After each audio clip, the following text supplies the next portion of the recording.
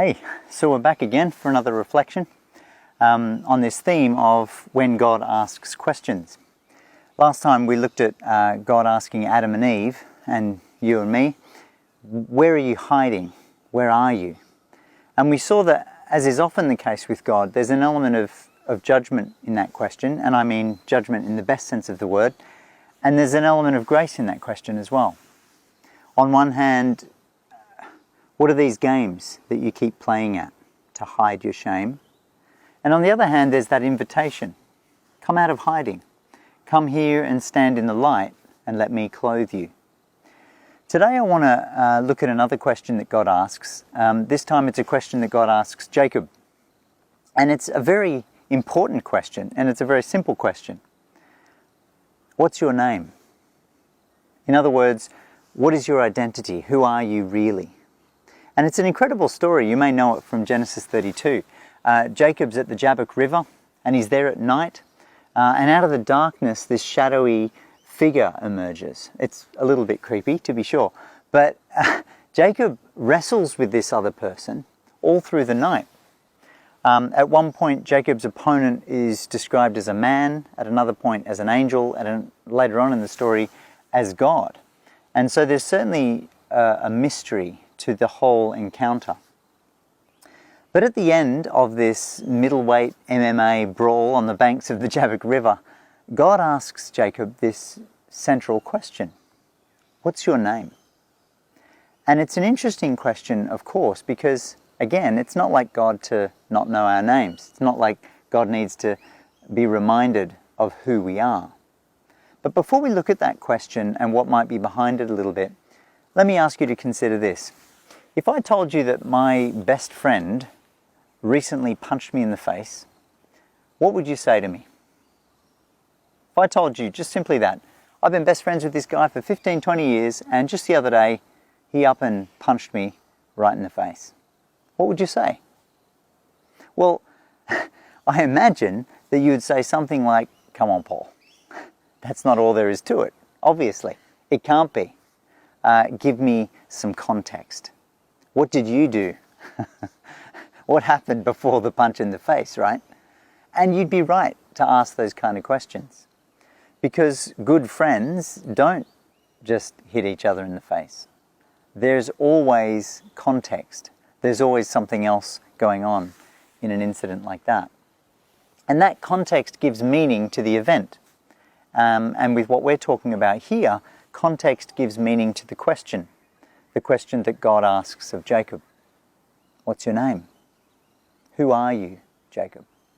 And Jacob's answer seems obvious and simple and straightforward because he says his name, right? He just says Jacob. And so when we read that, we might think, what's going on here? But Jacob, or the Hebrew Yaakov, it means heel catcher. That's who Jacob has always been. For a long time, he has probably understood himself in this way, and he's been associated with a person who grabs at the heel. In other words, he's someone who trips people up. That's Jacob's identity. And so if we're looking for some context for this wrestling match, well, the context goes something like this. This is going back a ways, but when Jacob was younger, obviously he lived with his family. And one day, when Jacob's older brother Esau came home from a long, unsuccessful hunt, Jacob saw an opportunity.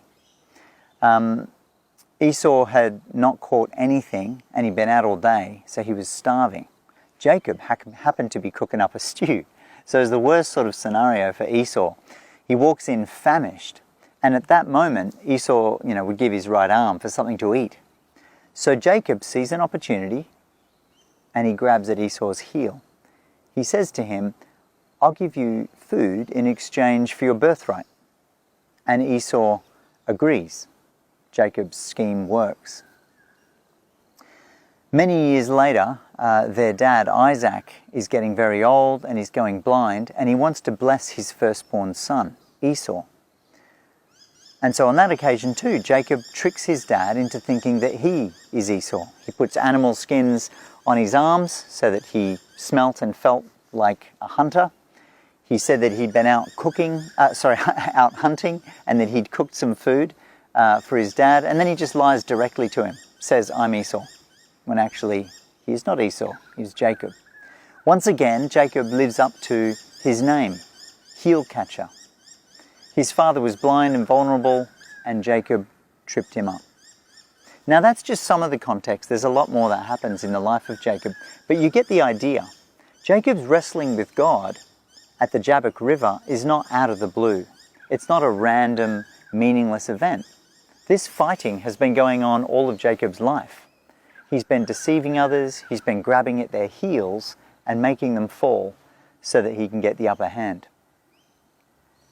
But in this moment, I think Jacob sees, perhaps for the first time, that his lifelong struggle has been with God. And God asks him directly, "What's your name? Who are you?" "I'm Jacob, heel catcher." No, you're not, says God. That's not all there is to you. Do not define yourself by what is now behind you. And then God says this. He says, "You will no longer be called heel catcher. From now on, your name is Israel, Yisrael, because you have fought with God, El, and with humans, and you've held your own. You have prevailed. Your name is now wrestles with God, not heel catcher, because you are someone who has wrestled with God and prevailed." It's an astounding change of name, change of destiny, change of direction. And to me, it's amazing to me that even as they're having this conversation, they're in a deadlock. Probably one of them's in a headlock by the sounds of it, because the story states that this mysterious figure that Jacob is wrestling with cannot overcome him, right? And Jacob can't win either. They're sort of at a stalemate. And this man or angel, divine being says, "Let me go." And Jacob says, "No, not until you bless me." Do you see what's happening there? He's doing it again. Jacob's at it again. He's trying to grab at this guy's heel, quite literally. And right in the middle of it, as Jacob is doing the very thing that has always defined him, that has made him who he is, God says, "Not anymore. That is not who you are anymore. I name you Israel. I'm giving you a new destiny, a new future. This is not who you are anymore." What an incredible, life-changing moment, huh? Now, I don't know how you see yourself. I don't know who you think you are. But I hope you have ears to hear this, that right in the midst of your failure, right in the midst of your struggles, even as you are caught in the act with your bad habits, God has something devastating to say. But by devastating, I mean something wonderfully disruptive. This is not who you are anymore. This is not who you are anymore.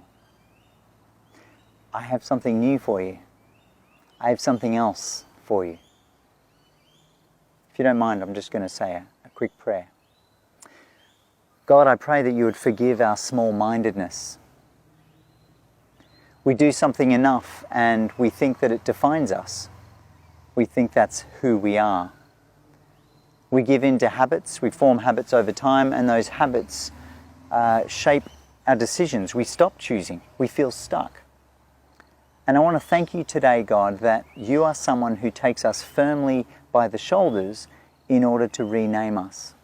You give us a sense of purpose, a sense of calling, a new future, a new identity. And we just want to pause in this moment and thank you for that, because it is one of your greatest gifts to us, a sense of purpose and direction and call, a new name. Thank you, God. Thank you. See you soon.